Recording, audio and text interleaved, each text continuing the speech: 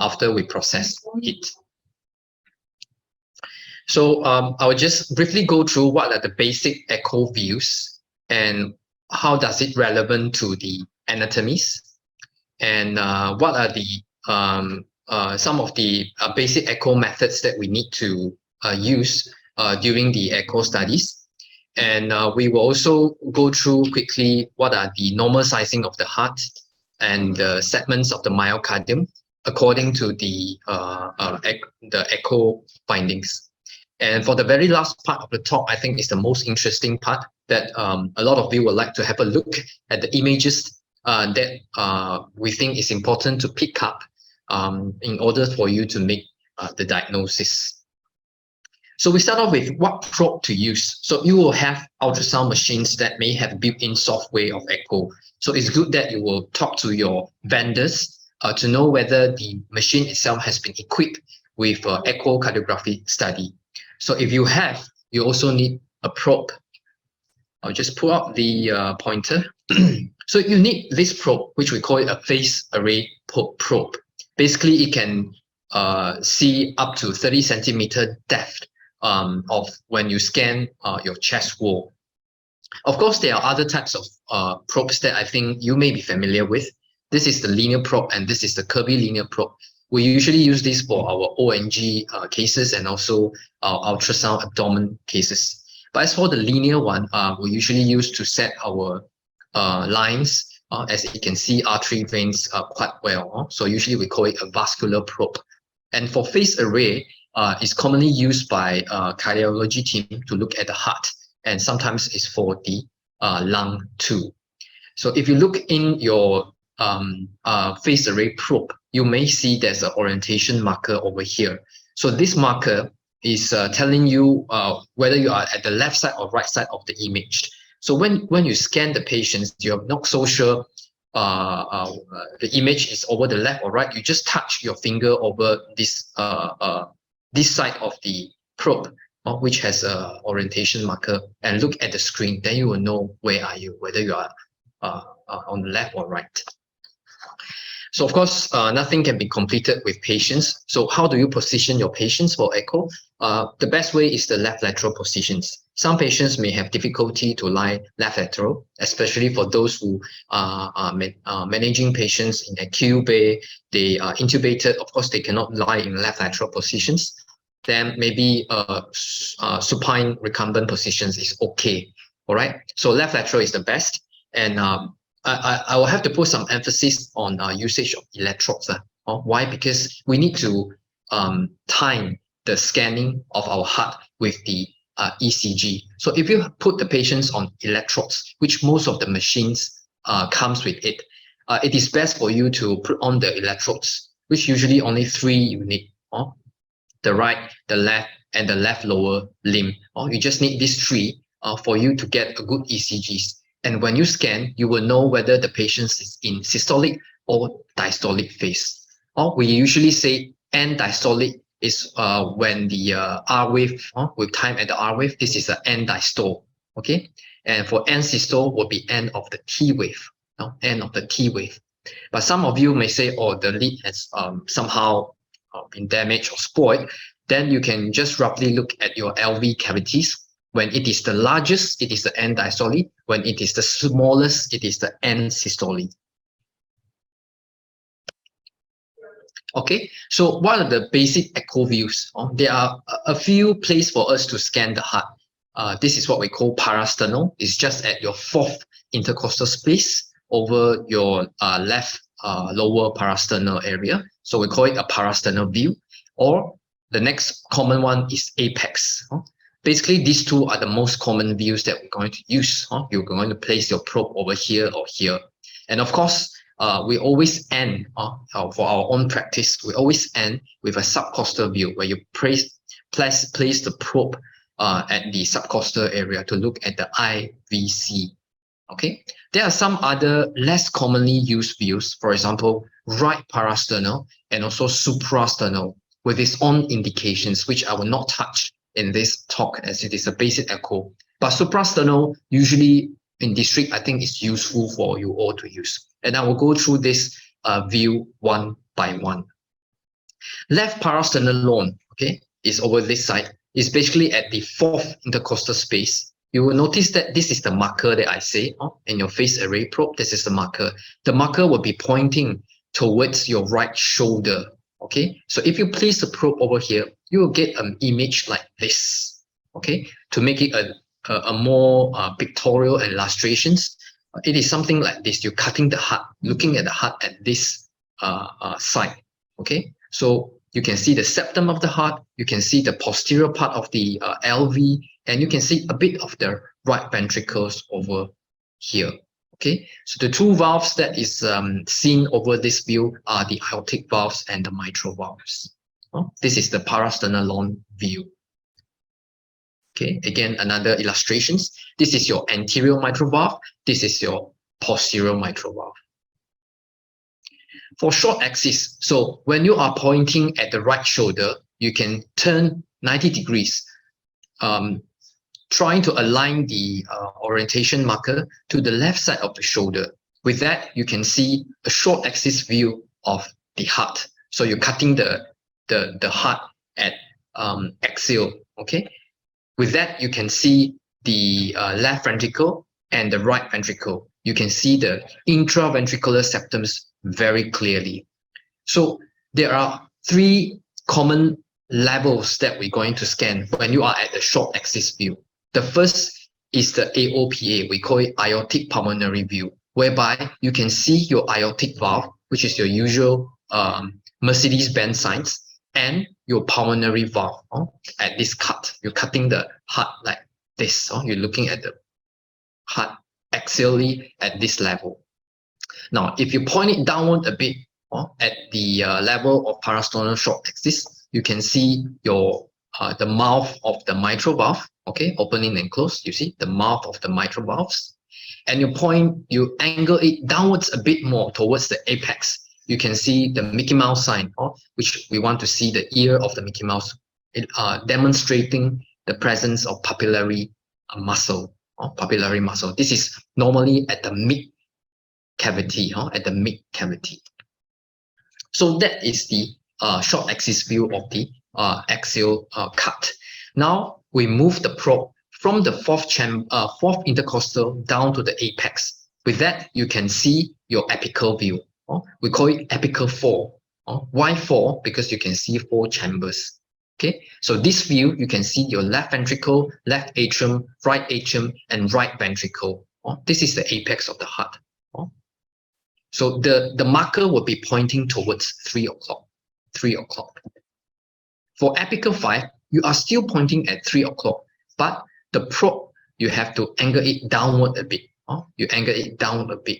So from 4 chamber, it becomes 5 chamber. You can see your aortic valve there.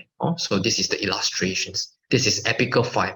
Usually we use this view to see our aortic, whether there's any aortic regurgitations, and also we want to measure our left ventricular outflow tract pulse wave Doppler views. And then you can turn your, just now you are at the 3 o'clock positions. Now you turn your marker dot to 12 o'clock positions. Okay, it will give you this view whereby you are looking at the heart like this. This is your anterior part of your left ventricle, and this is the posterior part of your left ventricle. Okay, this is your mitral valve. So it will look like this. And then you turn more. Your marker dot just now at 12 o'clock, now is pointing to 10 o'clock. You will get something like this. The apex is at the upper part of the image. We have the interventricular septum here and inferolateral wall or the posterior wall here. At this view, we can see both mitral and also aortic valve. Again, we can see mitral regurgitations from here and also aortic regurgitations from here. Sometimes we do measurements for aortic stenosis from this view. Okay, so then we move on to the last part, which is the subcostal view. You're placing I think a lot of you who works in emergency departments, you will know how to view this, especially to look at IVC. But for us, aside from IVC, when we place, we will try to align to get this view, whereby we can also see the 4 chambers. But here, it gives us a very important informations on the interatrial septums. Interatrial septums. Okay, so the interatrial septums, sometimes when you have ASD, we can see from this view. Okay, so subcostal view for IVC and to look at the ASD. Now, this is the less commonly used, but in emergency department, I think it is quite useful.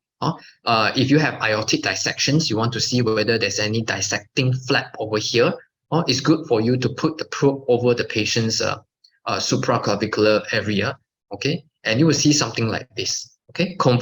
Just imagine this and this. This hook is this hook. There are a few branches of our aorta, which is our subclavian arteries, our common carotid arteries, and our brachiocephalic arteries. So it's up here. If you have any dissecting flap here, then you know that the patient has aortic dissections. So it's more of helping you to confirm, also leading you to aortic dissections diagnosis for this. It's used for emergency. We don't routinely do this unless we are suspecting dissection. Okay, we finished with the views and the probe itself. Then we go to the modes. We have a couple of modes that we need to use. One is 2D, one is N mode, and one is Doppler. So there are a lot of buttons, but I think these three are the main things if you would like to know a bit more on echo and measures how severe is the valve diseases. You need to know where to press the buttons. So generally there are three things: 2D, N mode, and Doppler. Okay, for Doppler, we want to see colors, we want to see the continuous wave, we want to see the pulse wave Doppler. So it's a bit deep, it's okay. I just briefly touch through. First of all is the 2D button. This is 2D button. So 2D, you are looking at, for example, like this. You're looking at one slice of the anatomy. There's only one face you are looking at. Okay, but if you turn to 3D, you can see the thing more clearly. How fat is the person? How deep? How wide? Things like that. But if it's 2D, it's just a 2D view. So this is just an illustration. Usually we do our echo at 2D. But nowadays, some of the conditions, I mean, we have 3D. I don't think in districts the echoes will be able to do 3Ds for heart per se. But it doesn't really help too much. I think 2D is enough. Okay, just an illustration for you all. There are 2D and 3Ds. For M mode, okay, before I go on, you can see that for our systolic to diastolic motions, here is diastolic, here is systolic. Okay, we know this is diastolic and we know this is end systolic, but what happens in between? Okay, so for our echo, we have M mode. If you place your line over here, okay, and then you press the M mode button, okay, it will give you this picture. Okay, then it will tell you that what happened to this part of the muscle, which is interventricular septum and posterior wall part of your muscle. What happened between the entire face of the systolic and diastolic? So this is systolic and this is diastolic. Okay, we often use this mode at this cut to measure the interventricular septum diameters, the thickness of the ventricles, and with that we can calculate the ejection fractions of the heart using taccoid method. So this is just to let you know M mode we usually use for this. Okay, and there are many functions, but majority of people will use for this. They want to measure how wide is the left ventricle during diastolic, how narrow is it during the systolic. Okay, now we go to Doppler.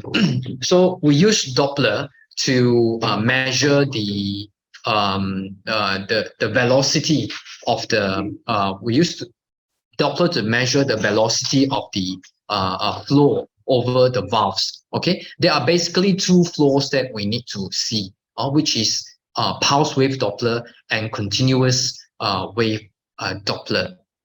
Okay, so it is quite tough to mention over here, but just to summarize, make it easy, the continuous wave Doppler, we try to pick up the highest, the peak pressure.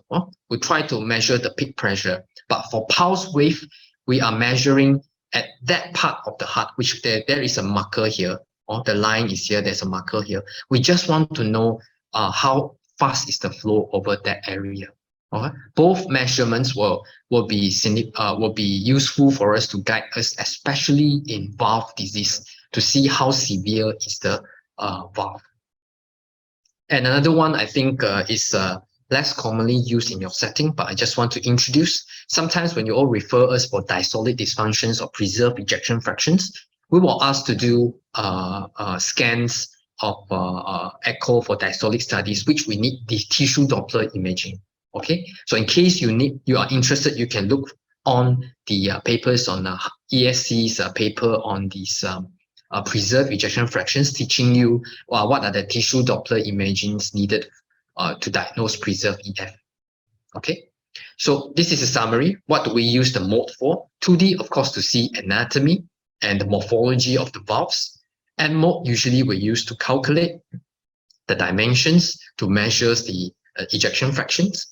Pulse wave help us to see the flow patterns to diagnose how severe is a heart valve disease. Again, continuous wave is the same thing, measuring the valvular stenosis and the velocity of the flow over the shunts. And the color flow mapping, we want to see how bad is the regurgitation and stenosis. So I think this slide, you can just snapshot it, keep it in your pocket, and then when you read, you will understand which mode to use, and you can play around with it. We go to the normal sizing. This I will touch and go. Why? Because this is all about normal values. Out of all, in these sessions, I think you can snapshot these pictures. Where do you refer to normal measurements, which is this, your ASE guidelines. We usually use this. Even the European cardiac and also American cardiac, both of them use this as a guideline. What is normal value of EF? What is normal value of left ventricular dimensions? You can use this to guide you. You can find it on this website. It's free for download. Okay, this is just to show you. This is how it looks like inside that PDF format. They will tell you what is the diastolic dimensions, systolic dimensions, what are the normal values.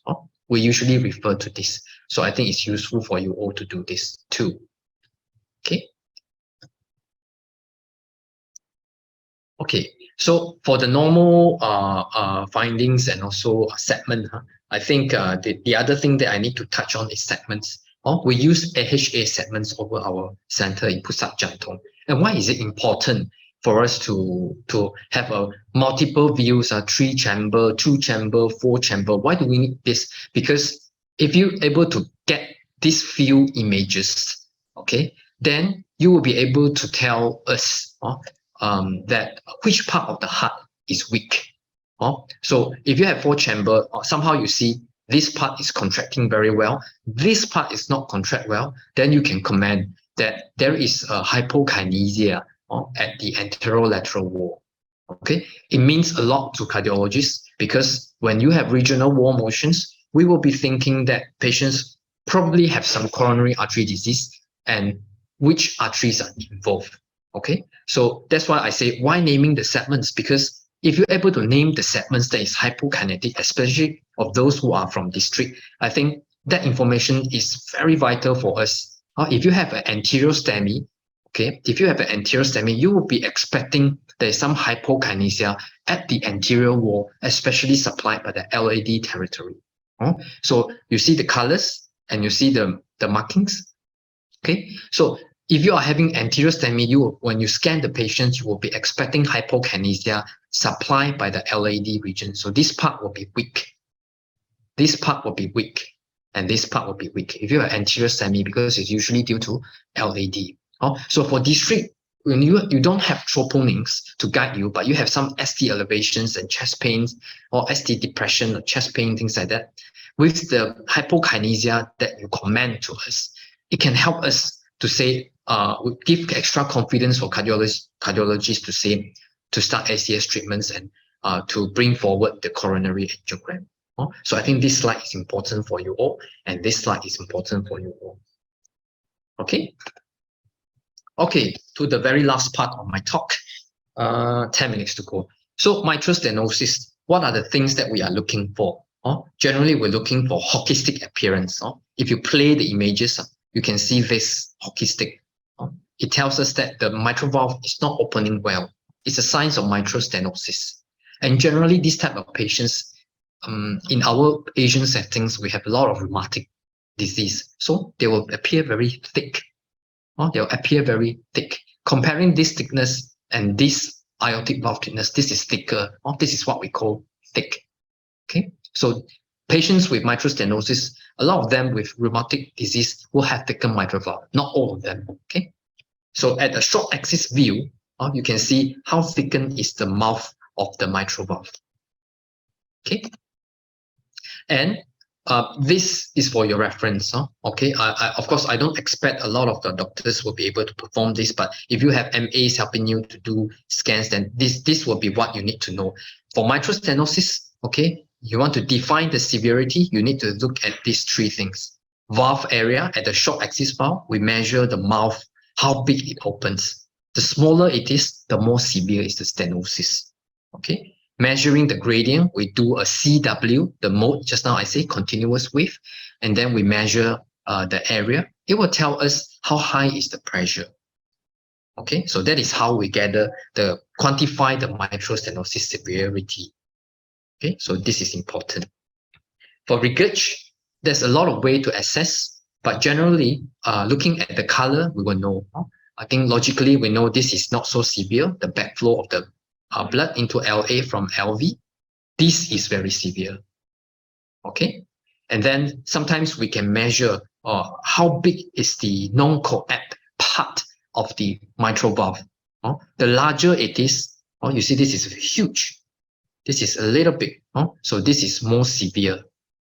This one, the leaking is severe because the mitral valve cannot close, therefore it regurg. This is more severe. This is what we call vena contracta. There are many other ways for us to measure. These are the measurements. For our centers, we usually follow this. There are 7 criteria here to tell us that it is a severe MR, but you just need 3 to 4 to tell you that this is a severe MR.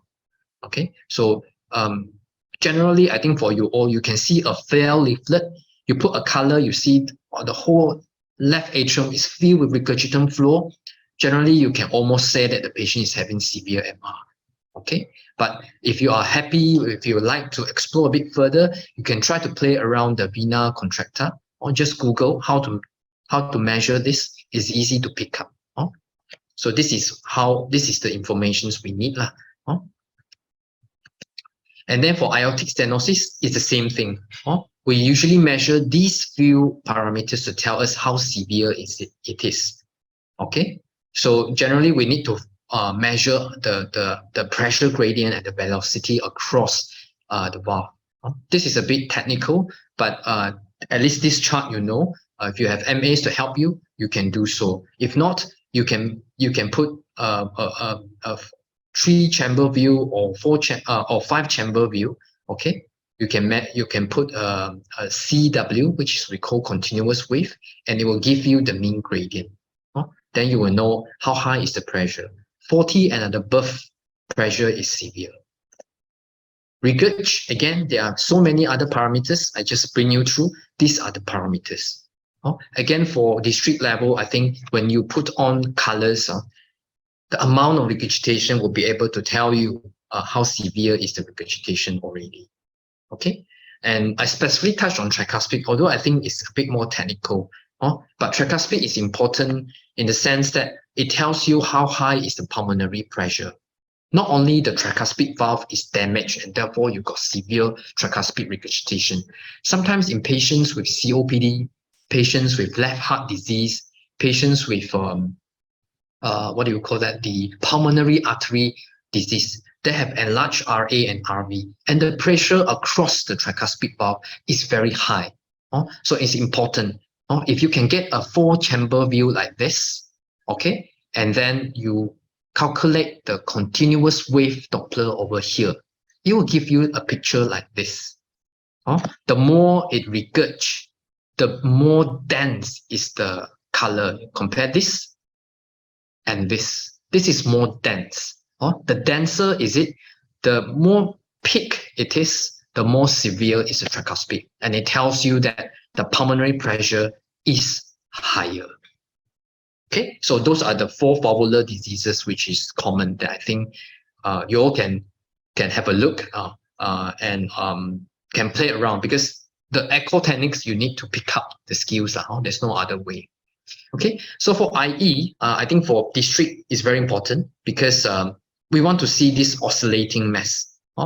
When the patient came in with fever, patient came in with some unexplained renal impairment or hematuria, things like that, and you see the patient has some risk for having fever that you do not know what's the cause. Listen to the heart. If you pick up murmur, better just put a probe to look for any oscillating mass. If you can see there's a posterior mitral valve, there's some oscillating mass over there. So this patient has IE. Okay, so a lot when you all scan from district or from SGH, sometimes you pick up something, but you're not so sure, and we are not so sure too. So we will ask you to bring the patient over for us to do a transesophageal echo. Okay, so this is the demonstrations from transesophageal echo. We can see more clearly because the probe is in the esophagus, is nearer to the heart, and of course, it's clearer to see it. Ischemic heart disease, as I said, we want to see regional wall motions. So you can compare the red color part of the heart is beating very well, but the blue color part of the heart is very thin and it's not contracting. It's not thickening and become thinner, thickening, thinner, thickening, thinner. It is not. The red color part, it is. So you know this part is weak. Okay, so looking at this 4-chamber view, you can say the apex is not moving, it's akinetic. Okay, but the basal part of the heart is contracting well. So there's a regional wall at the apical region. So if you show this to us, we'll roughly know that the patient may have a occlusion at the left descending artery, causing this hypokinesia. Okay, so this is the illustration. Which part is weak? It means something to us. Maybe the RCA is blocked.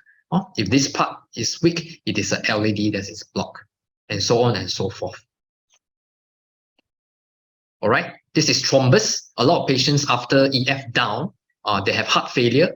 They have very big thrombus. This is thrombus. It usually accumulates at the apical region of the heart, because that part, the flow of the heart is slow, and also at the left atrial appendage area. But this is more common. Okay, this is thrombus, high echogenicity, and this is cardiac mass. You can see there's something plopping in and out in our left atrium. This is a very, not to say common in terms of size, but common in terms of appearance. We have a lot of myxoma in our community. Okay, so we can pick up the mass through a simple echo. And this is a case that we recently encountered. Patient have multiple mass in the atrium left and right. The patient has cardiac lymphoma, and the mass is gone after chemotherapy. I think for all of you, if you look at this, you will, first instance, you will know something is very thick to this left ventricular wall. Okay, this is hypertrophic cardiomyopathy. Okay, so we are asked not to step over the yellow line in the train, because if you step over, then you may get sucked into the train if the train pass by. It's the same idea in this hypertrophic obstructive cardiomyopathy. When the flow over here is very fast, it will suck the mitral valve here and cause further occlusion, and patient will present with syncope episodes. This is hypertrophic obstructive cardiomyopathy. And this is very dilated view, very dilated heart. This is a case of dilated cardiomyopathy, thin out walls, and the heart is barely beating. This is a congenital or genetic disease of dilated cardiomyopathies. And recently, we have been actively screening patients using either blood test and also echo. This is amyloidosis, infiltrative disease. We have amyloid being deposited in the muscles of the heart, okay, causing heart failure.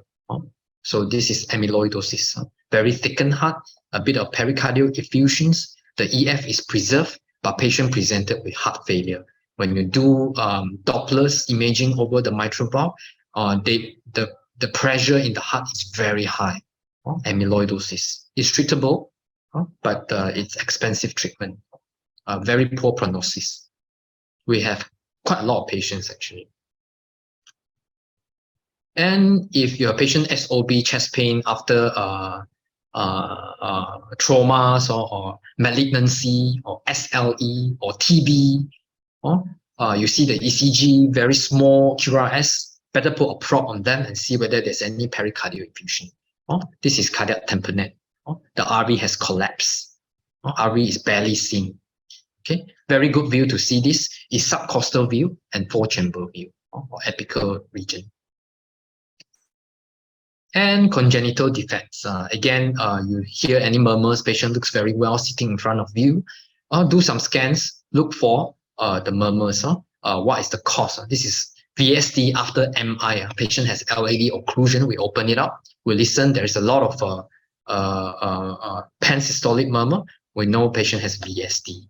This is ASD. As I said, your subcostal view, you can see there's a flow from left to right atrium. This is ASD. And pulmonary hypertension. You see the left and right heart. Okay, the left heart is usually bigger. Right heart usually is two-thirds smaller than our left heart. But this is reversed, meaning to say the heart over the right side is dilated. Okay, if you scan at short axis, you can see a D-shaped septum. This is called D-shaped septum, suggesting that the pulmonary pressure is very high. Okay, pulmonary hypertension. Refer us. We will work up, do CT, and also probably do some right heart catheterizations. Now, pulmonary pressures again, as I said, you find the tricuspid regurgitations. You put a color wave over there and measure the pressures. More than 40 mmHg, there is presence of pulmonary pressure elevation, pulmonary hypertension. Okay. Diastolic failure, again, I said, is quite tough for you all to do tissue Doppler. I don't think all the machines are equipped, but nowadays we are routinely doing this for our cardiac patients. If you have patients with raised BNPs, pedal edema, shortness of breath, but the echo reports tells you that it's normal EF, okay, you can ask for an echo if you are suspecting it is a heart component causing shortness of breath. Then we will do a diastolic dysfunctions study. Last but not least, my last slide will be whether or not overloaded. We routinely use this in our care, especially CCU care. It's very hard to determine the water. So how much drip we want to give patients, especially in patients with heart failure or post-MI. I think for district, routinely, I think if you have echo or ultrasound machine, please do your IVC or guide your water management. Don't over-diurize the patients or under-diurize your patients. You can use echo probe at the subcostal view, move it slightly to the right side. You can get something like this. This is hepatic vein, this is IVC, and this is your right atrium. Then you measure the depth or the diameter of the IVC, okay, with changes of respirations. Then you will know how much it collapsed, what is the measurement, and it will tell you how high is the right atrial pressure. Is the patient still overloaded? Because if you are overloaded, you have a lot of volume in your right atrium, it will backflow into your IVC. Then you will know you need to control the flow. Okay, so to summarize, these are the things. First, I introduced some of the basic echo views and methods, and what the normal sizing and segments of the heart, and the common pathology to pick up in district. When you just put a probe, you probably can get some of these findings. Okay, with that, I thank you for your attentions. I think it's time to just be 5 minutes overshoot. Let me just look through the I think you can see my screen. First questions by Eusebius. AVA, we look at VTI or Vmax. So AVA, for those who don't understand what is AVA, IVA is our the aortic valve areas. So for aortic valve areas, we have to calculate VTI. VTI. Okay. If you want to measure pressure, you see Vmax and mean V. Vmax and mean V. Okay. So AVA is using VTI. So if we don't have special so if we don't have special cardiac probe in clinic, how does the image obtained from the usual probe differ from that of cardiac probe? Okay, so no. So if you don't have it, you can't measure the velocities, things like that. But you can still see the morphology of the heart, and you can still measure the EF according to the Simpson method, or if you want to cut, it's still possible. But in order to do that, I don't think there's any difference with our echo probe. Okay, it's just that it's hard for you to get a proper apex 4-chamber, 3-chamber view. But for parasternal long, yes, you can. I routinely do that in ETD who doesn't have echo probe, parasternal long view and also subcostal view. I can. But it is not for you to measure. It's for you to see eyeball and make a quick diagnosis. And for how do we count RVSP? How we count RVSP? RVSP is you measure the tricuspid. You measure the tricuspid flow. Okay, you put a CW here. It will give you this picture. Okay, you go to your echo and look for these wordings. Then you put the star over here, the marker over here, and it will give you automatically the findings. Okay, then you can find the RVSP. It's same as this TR max PG. How much pericardial effusion is alarming? Okay, acute and chronic effusions. Acute and chronic. Acutely, 2 centimeter, I think the patient will die. If chronic, 5 centimeter, patient also won't die. Okay, but generally we say 2 centimeter is serious, is severe. By definition, 2 centimeter is severe. In centers with limited resources, pro-BNP is an issue for preserve. Can we refer for diastolic failure? Yes, you can, but I think there will be a lot of work.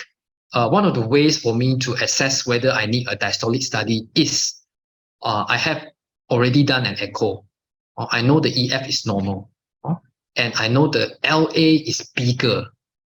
LA is bigger.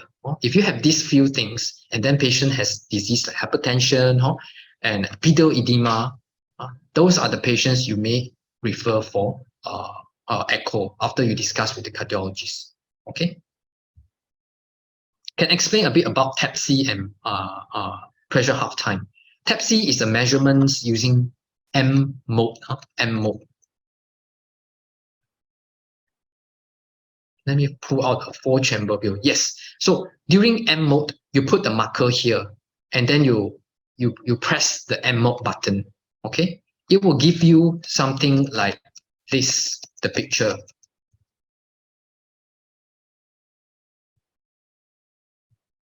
This picture. Okay. So the higher it travels up, the better the contractions of the right ventricle, because you are putting the pulse at the tricuspid annulus. The more the tricuspid annulus moves, the more it moves, the better the contractions of the right heart. Okay, more than 1.7 centimeter it moves, it means that the right ventricle function is intact. Okay. And pressure half time. I don't routinely use pressure half time nowadays because we have better measurements. But generally, if you put PW or CW over the mitral valves, okay, then you see this pattern. Okay, you measure how fast the pressure drop from systole to diastole or diastole to systole. Okay, then you will know what is the pressure half time. It will automatically calculate pressure half time. The idea is if you have stenosis, your pressure half time will be very long. Why is that so? Because when it's very hard for you to drain the blood from left atrium to left ventricle in the setting of mitral stenosis, it takes longer time for the blood to empty from left atrium to left ventricle, and therefore the pressure half time will be long. And you see a very flat and very long descending of the color Doppler here. That's the idea. Okay, I think that's all from me. Thank you very much. I overshoot a lot but I think it's fine. It's a fruitful one for everyone. Probably I have to call upon the next speaker